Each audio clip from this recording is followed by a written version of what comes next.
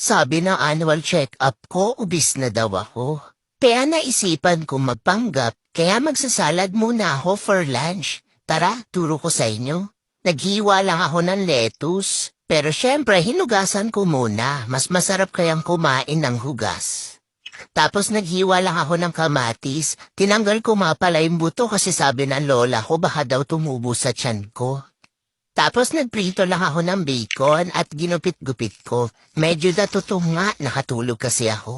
Tapos naglaga ako ng 2 itlog at hiniwa-hiwa. Muntik ko pa makain yung isa dyan kanina kasi gutom na ako. Buti napigilan ko. Tapos nilagyan ko lang ng QP-Kipay. Hindi ko alam paano basahin yon. Basta yung merong sesame roasted, masarap yun. Yan ko din nga pala ng mayonnaise. QP-Kipay din yung brand. Kung meron kayong sesame seed, lagyan nyo na din para syala, para hindi mukhang may utam yung gumawa ng salad. At wapak, meron ka ng props, este salad, para sa pagpapanggap mong mag-diet.